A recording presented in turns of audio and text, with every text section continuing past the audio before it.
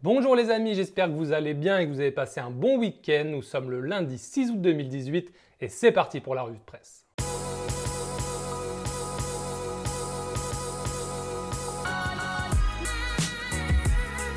Et on commence cette revue de presse par la victoire 2-0 de Manchester City face à Chelsea. C'était hier dans le Community Shield.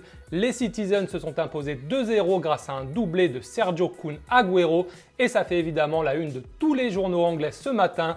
Catch us if you can, attrape-moi si tu peux, titre ainsi la version sport du Daily Telegraph. Ça fait également la une du Times qui nous parle de Thibaut Courtois. Et oui, puisqu'après la victoire de Manchester City, Maurizio Sarri, l'entraîneur de Chelsea, a commenté les déclarations de l'agent de Courtois. Si vous ne les avez pas lues, je vais vous les mettre dans le lien de la description. Il a dit en gros ce week-end que Thibaut Courtois voulait quitter Chelsea pour signer au Real Madrid, puisque la famille, les enfants de Courtois vivent à Madrid.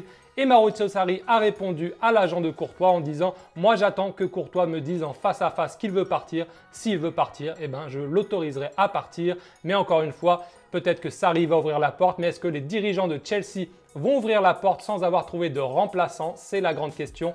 Et je vous rappelle que le mercato anglais ferme ses portes ce jeudi 9 août. Donc en gros, si Chelsea libère Courtois, il doit lui trouver un remplaçant avant. Il a donc jusqu'à jeudi, il a 3 jours pour trouver un remplaçant à Thibaut Courtois. On file maintenant en Catalogne où Mundo Deportivo fait sa une sur Paul Pogba et nous parle de la bataille entre la Juventus et le FC Barcelone pour recruter le milieu de terrain de Manchester United. Selon Mundo Deportivo, Mino Raiola est à Manchester, est en Angleterre pour boucler le départ de son joueur. Il veut absolument qu'il quitte Manchester United cet été et tente donc de le placer à la Juventus et au Barça. Ça va être l'un des dossiers chauds de cette fin de mercato. Et comme pour Courtois et Chelsea, Manchester United ne vendra jamais Paul Pogba s'il ne trouve pas un remplaçant. Donc voilà, encore une fois, ça devrait se décanter a priori avant jeudi car Manchester United peut vendre Pogba au-delà de jeudi, mais par contre ne peut pas recruter son remplaçant après jeudi. Donc voilà, pour le libérer, c'est sûr que Manchester va d'abord essayer de lui trouver un remplaçant. S'il n'en trouve pas, Paul Pogba restera probablement à Manchester.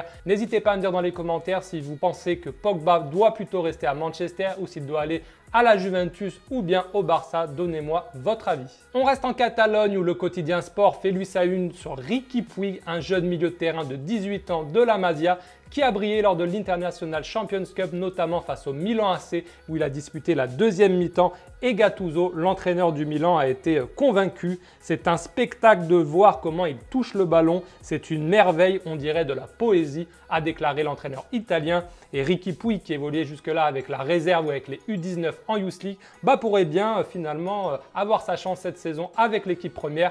Celui qui n'aura a priori pas sa chance au Barça cette saison se nomme Yerry Mina. Le défenseur colombien va bien quitter le Barça cet été et on parle depuis hier d'un transfert imminent à Everton qui aurait trouvé un accord avec le Barça pour 32 millions d'euros selon Sport. Mais dans son édition du jour, l'équipe nous dit que l'OL n'a pas encore lâché l'affaire. Il était aussi annoncé à Manchester United, Yerry Mina, mais a priori ça serait plutôt Everton voire l'OL. En tout cas pareil, là on devrait en savoir plus d'ici jeudi normalement. On file maintenant en Italie où la Gazzetta dello Sport fait sa une sur le retour au Milan AC de Paolo Maldini. Il a été nommé dans le secrétariat technique du Milan AC. Il devrait a priori épauler Leonardo qui a lui été nommé directeur sportif. Donc voilà, c'est un retour d'une légende au Milan et ça fait la une de la Gazzetta qui nous parle aussi, regardez, en haut de sa une du jour, de Modric, Pjanic et Milinkovic-Savic. Selon la Gazzetta dello Sport, il pourrait y avoir un effet domino sur le mercato.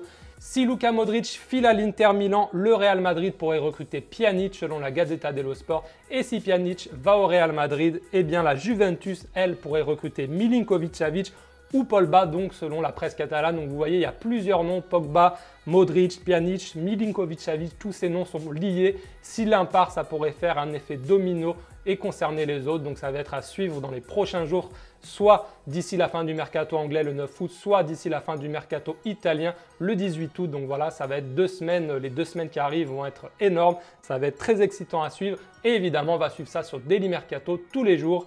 On parle aussi de milieu de terrain à la une du Corriere dello Sport, mais cette fois, il s'agit du mercato de l'AS Roma. L'AS Roma pourrait recruter Sama Sekou, le milieu de terrain malien de Salzbourg, ou bien Steven Nzonzi, le milieu français de Séville. Ça sera a priori l'un ou l'autre selon le quotidien italien. Milieu de terrain toujours, mais en Allemagne cette fois, où Axel Witsel va bien signer au Borussia Dortmund pour 20 millions d'euros. Il a passé sa visite médicale depuis une semaine, mais son club du Tianjin Quanjian en Chine le retenait en disant que sa clause libératoire de 20 millions d'euros n'était pas valable puisque le mercato chinois est terminé depuis le 14 juillet. Mais visiblement, un accord a été trouvé avec Dortmund et le Belge devrait signer aujourd'hui pour 4 ans et toucher 7,5 millions d'euros en Allemagne. Écoutez donc 20 millions d'euros au marsupio. Et on termine enfin par une autre info mercato qui concerne encore une fois le milieu de terrain, décidément.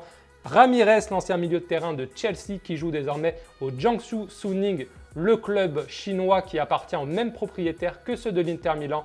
Et ben Ramirez pourrait revenir en Europe et signer au Benfica Lisbonne selon le quotidien Abola qui parle d'un possible prêt de 2 ans du milieu de terrain international brésilien de 31 ans. Voilà les amis, c'est tout pour aujourd'hui. J'espère que cette revue de presse vous a plu. Si c'est le cas, n'hésitez pas à lâcher un petit pouce levé et surtout à me donner vos avis dans les commentaires. Est-ce que vous pensez que Pogba va aller à la Juventus, au Barça, rester à Manchester?